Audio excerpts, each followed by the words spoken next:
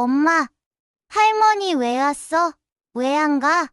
아이의 말은 속삭임이었지만 내 귀엔 너무 크게 울렸습니다.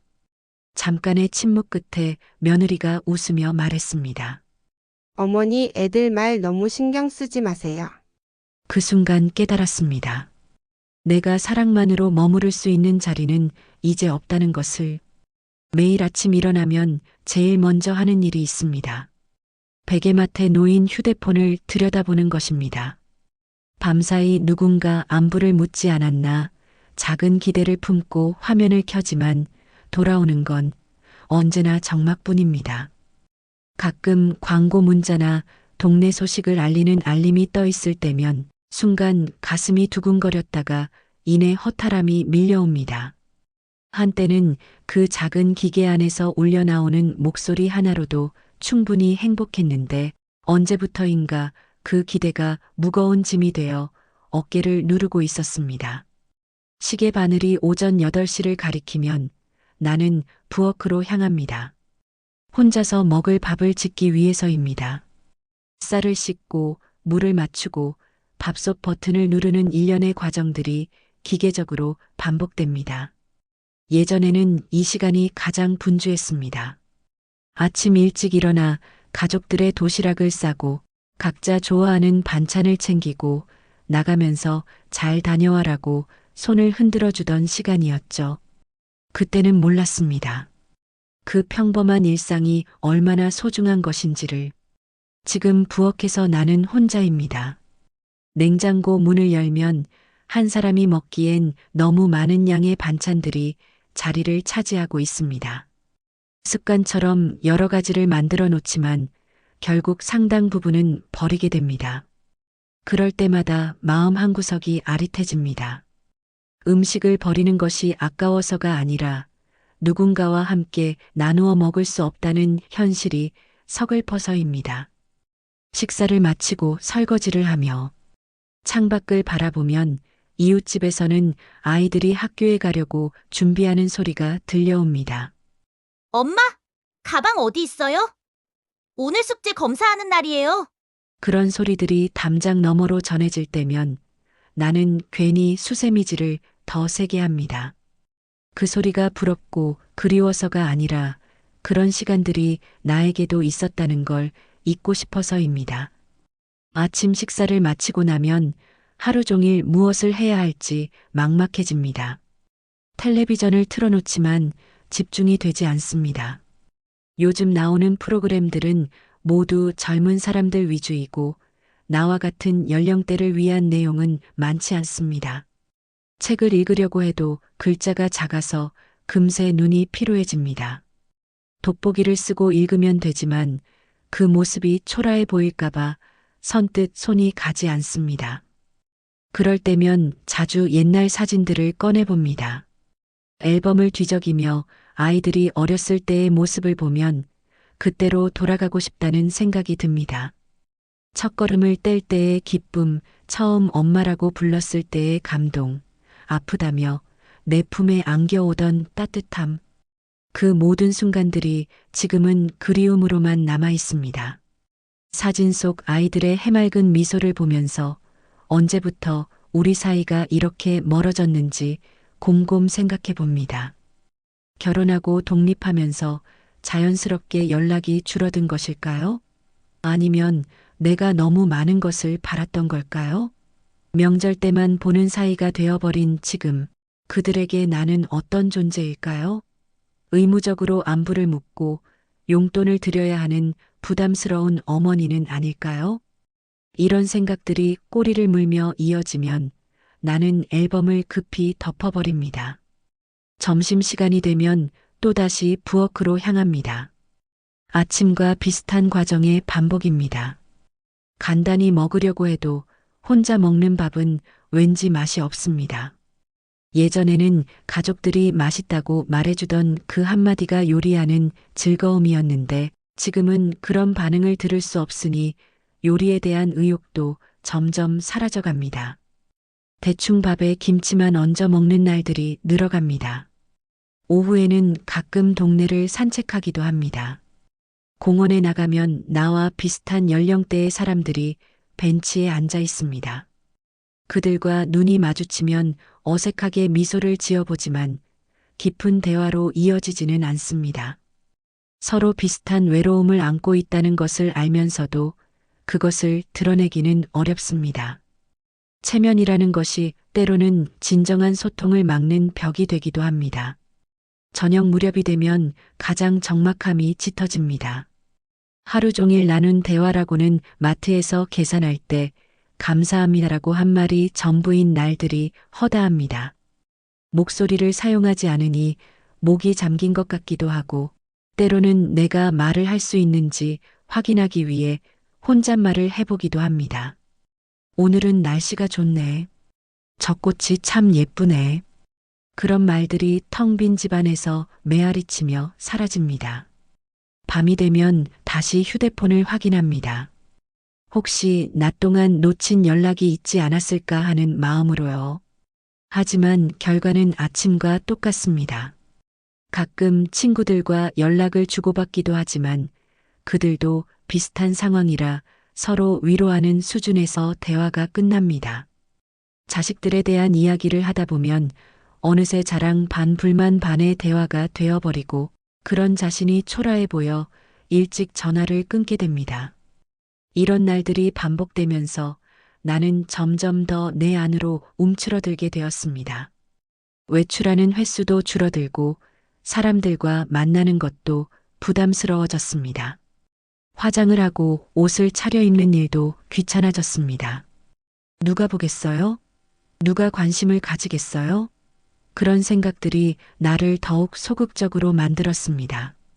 그러던 어느 날 거울을 보다가 깜짝 놀랐습니다. 언제부터인가 내 얼굴에 생기가 사라져 있었던 것입니다. 주름이 늘어난 것은 자연스러운 일이지만 눈빛까지 흐려진 것은 충격적이었습니다. 이대로는 안 되겠다는 생각이 들었습니다. 무엇인가 변화가 필요했습니다. 더 이상 기다리기만 하는 삶이 아니라 스스로 움직이는 삶을 살아야겠다고 결심했습니다. 변화의 결심을 한 후 나는 며칠 동안 고민했습니다. 어떻게 시작해야 할지, 무엇부터 해야 할지 막막했습니다. 그러던 중 문득 떠오른 것은 직접 아들을 만나보는 것이었습니다. 전화나 문자로는 전달되지 않는 진심을 직접 전하고 싶었습니다. 어쩌면 이것이 마지막 기회일 수도 있다는 생각이 들었습니다. 결심을 굳힌 후 나는 정성스럽게 준비를 시작했습니다. 아들이 어릴 때 좋아했던 음식들을 떠올리며 손수 만든 밑반찬들을 통에 담았습니다. 김치, 멸치볶음, 콩자반. 비록 지금은 입맛이 바뀌었을지 모르지만 어머니의 정성만큼은 변하지 않았다는 것을 보여주고 싶었습니다. 기차표를 예매하고 길을 확인하고 도시락까지 싸서 나는 오랜만에 긴 여행을 떠났습니다. 기차 안에서는 오랫동안 느껴보지 못한 설렘이 있었습니다.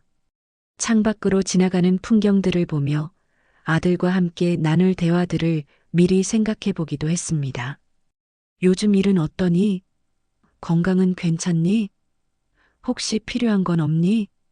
그런 평범한 대화들이었지만 그것만으로도 충분히 행복할 것 같았습니다. 도시에 도착하니 예상보다 훨씬 복잡하고 빠른 속도로 사람들이 움직이고 있었습니다. 지하철 노선도를 보며 길을 찾는 것도 쉽지 않았습니다. 젊은 사람들은 모두 스마트폰을 보며 빠른 걸음으로 지나쳐갔고 나는 점점 더 위축되어 갔습니다. 그래도 아들을 만난다는 생각 하나로 용기를 냈습니다. 몇 번의 환승을 거쳐 드디어 아들이 사는 동네에 도착했습니다. 아파트 단지 앞에서 잠시 멈춰서서 주변을 둘러보았습니다. 깔끔하게 정리된 조경과 현대적인 건물들이 인상적이었습니다. 아들이 이런 곳에서 살고 있다는 것이 한편으로는 자랑스럽기도 했습니다. 하지만 동시에 이런 곳에서 살기 위해 얼마나 바쁘게 살아가고 있을까 하는 걱정도 들었습니다. 현관문 앞에 서서 초인종을 누르기까지 한참을 머뭇거렸습니다.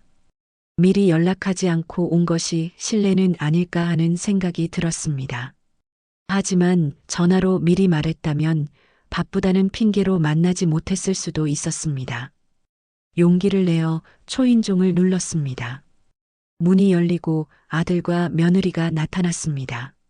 놀란 표정이었지만 일단은 반갑게 맞아주었습니다. 어머니 갑자기 어떻게 오셨어요? 그 말투에서 반가움보다는 당황스러움이 더 크게 느껴졌습니다. 그래도 나는 밝게 웃으며 보고 싶어서 왔어. 괜찮지? 하고 말했습니다. 집 안으로 들어가니 정말 깔끔하게 정리되어 있었습니다. 인테리어 잡지에서 본 것 같은 모던한 분위기였습니다. 하지만 어딘지 모르게 차갑게 느껴졌습니다. 가족의 온기보다는 전시장 같은 느낌이었습니다. 내가 준비해온 반찬들을 내밀자 며느리는 고맙긴 한데 저희는 요즘 저염식으로 먹어서. 라고 말했습니다. 정성스럽게 준비한 음식들이 갑자기 부담스러운 것이 되어버린 기분이었습니다. 거실에 앉아 차를 마시며 이야기를 나누려 했지만 대화는 겉돌기만 했습니다. 아들은 회사 일이 바쁘다는 말만 반복했고 며느리는 아이들 학원 일정 때문에 정신이 없다고 했습니다. 나는 그들의 바쁜 일상을 이해하려고 노력했지만 정작 내 얘기를 들어주는 사람은 없었습니다. 저녁 식사 시간이 되었습니다. 가족이 함께 모여 앉아 밥을 먹는 것이 얼마나 오랜만인지 모르겠습니다. 하지만 식탁에서도 각자 스마트폰을 보며 조용히 식사를 했습니다. 아이들은 게임에 열중하고 있었고 어른들은 뉴스나 메시지를 확인하고 있었습니다. 예전에 우리 집 식탁에서는 항상 웃음소리가 끊이지 않았는데 이곳에서는 숟가락 부딪히는 소리만 들렸습니다. 밤이 되어 잠자리에 들 때도 어색함은 계속되었습니다. 손님방에 홀로 누워서 천장을 바라보며 많은 생각을 했습니다. 내가 기대했던 것과 현실은 너무나 달랐습니다. 아들은 여전히 내 아들이지만 이제는 자신만의 삶을 살아가고 있었습니다. 그리고 그 삶 속에서 나는 가끔 의무적으로 챙겨야 하는 존재가 되어버린 것 같았습니다. 다음 날 아침 일찍 일어나서 아침을 준비해 주려고 했지만 며느리가 먼저 간단한 식사를 차려놓았습니다. 어머니, 편히 쉬세요. 저희는 원래 간단하게 먹어요. 그 말 속에서 당신이 굳이 그럴 필요 없다는 의미를 읽었습니다. 식사는 더욱 조용했습니다. 엄마, 할머니 왜 왔어? 왜 안 가? 아이의 말은 속삭임이었지만 내 귀엔 너무 크게 울렸습니다. 잠깐의 침묵 끝에 며느리가 웃으며 말했습니다. 어머니 애들 말 너무 신경 쓰지 마세요. 그 순간 깨달았습니다. 내가 사랑만으로 머무를 수 있는 자리는 이제 없다는 것을. 아들은 서둘러 회사에 가야 한다고 했고 며느리는 아이들 학교 준비를 시켜야 한다고 했습니다.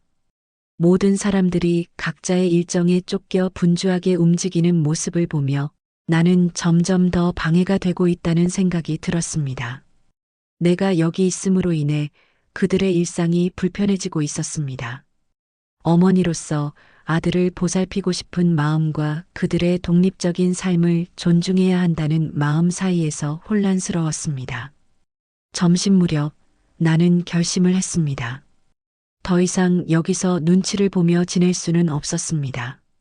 아들에게 오늘 저녁 기차로 돌아가겠다고 말했습니다. 아들은 벌써요? 좀 더 계셔도 되는데. 라고 말했지만 그 말 속에서 진심을 찾기는 어려웠습니다. 관례적인 인사말처럼 들렸습니다. 짐을 정리하며 나는 많은 것을 깨달았습니다. 가족이라는 이름으로 서로를 묶어두려 했지만 진정한 유대는 강요할 수 없다는 것을 말입니다. 사랑한다는 것이 상대방을 소유하는 것이 아니라 때로는 놓아주는 것이라는 것도 알게 되었습니다.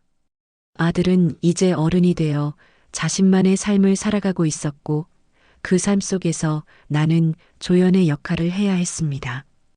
기차역으로 향하는 길에서 나는 울지 않았습니다. 대신 조용히 스스로에게 약속했습니다.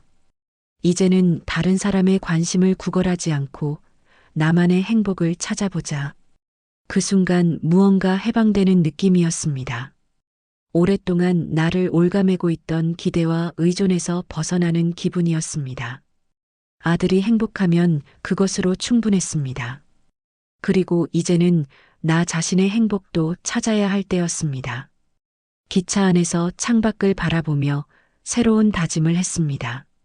집에 돌아가면 무엇을 할지, 어떻게 살아갈지에 대한 구체적인 계획을 세우기 시작했습니다. 더 이상 누군가의 연락을 기다리며 하루를 보내지 않겠다고 결심했습니다. 나 자신을 위한 시간을 만들고 나만의 즐거움을 찾아보겠다고 마음먹었습니다. 집으로 돌아온 후 나는 새로운 일상을 시작했습니다. 첫 번째로 한 일은 베란다를 정리하는 것이었습니다. 오랫동안 방치되어 있던 화분들을 깨끗이 치우고 새로운 흙을 사다가 작은 화분 몇 개를 만들었습니다.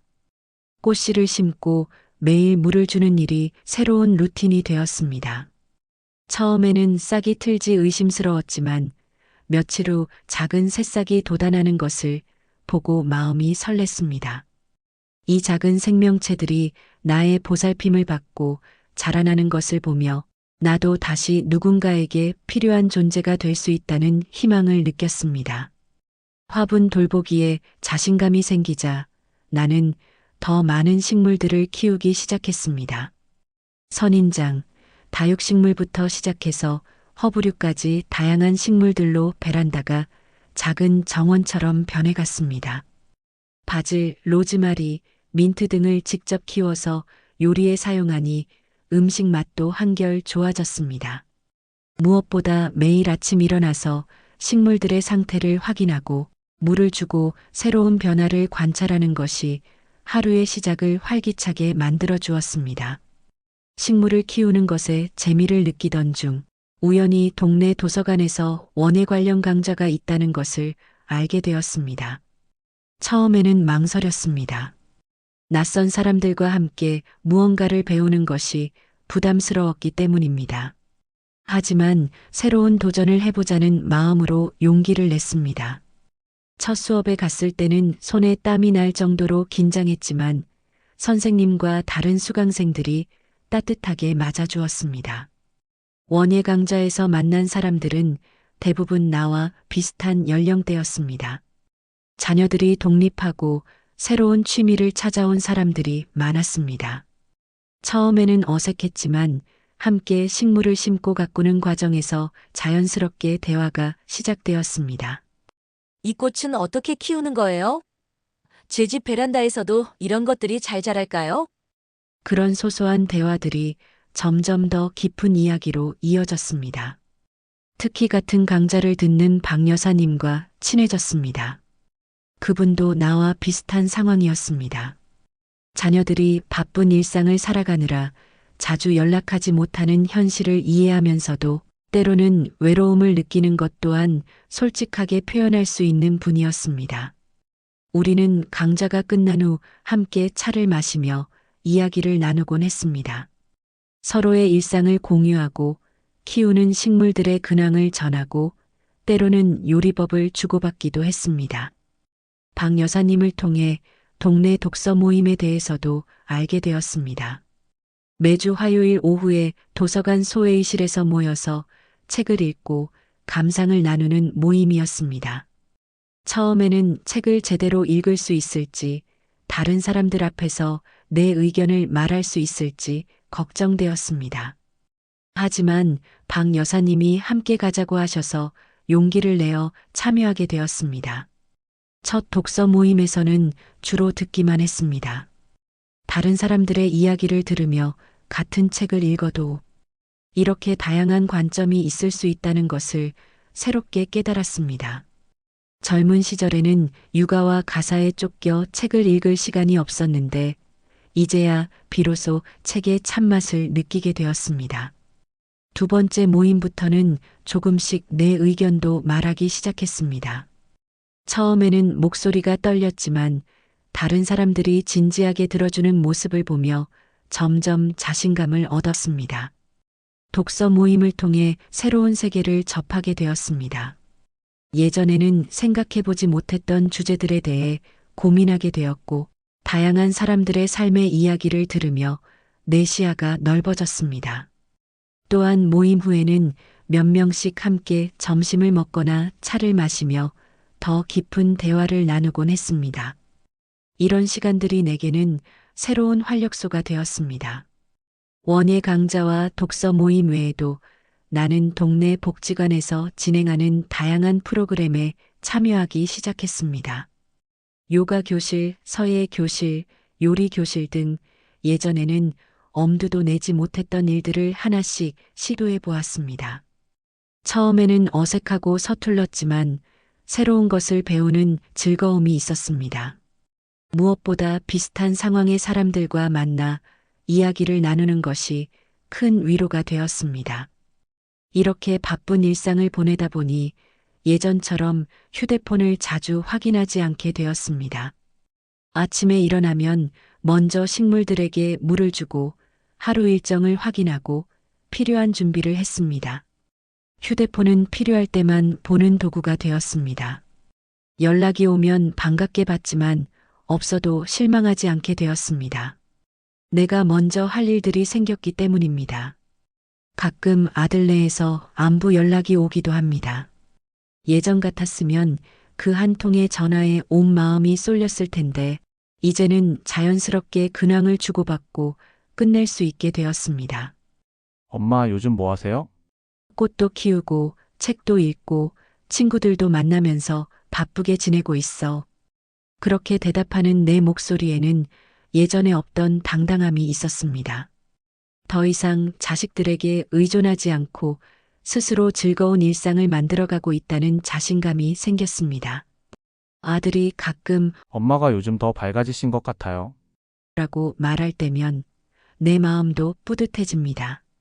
예전에는 자식들의 관심을 받기 위해 아픈 척도 하고 외로운 척도 했었는데 이제는 정말로 건강하고 활기찬 모습을 보여줄 수 있게 되었습니다. 이것이 진정한 사랑이 아닐까 생각합니다. 서로에게 부담이 되지 않으면서도 따뜻한 관심을 주고받는 것 말입니다.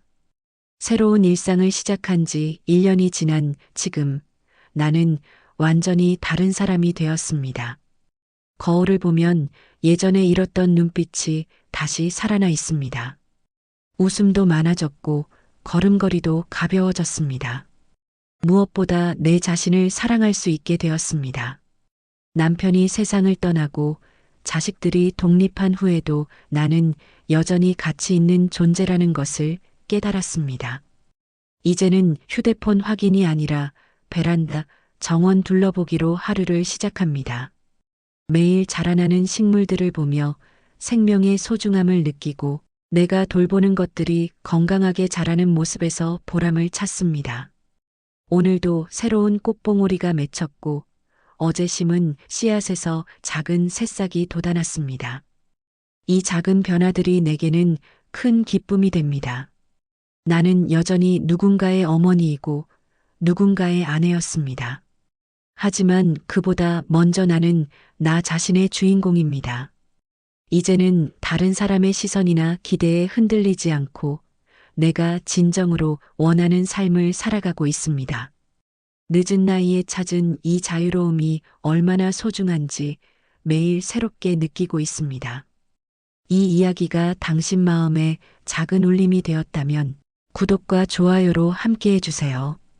그 따뜻한 응원이 다음 이야기를 이어가는 힘이 됩니다.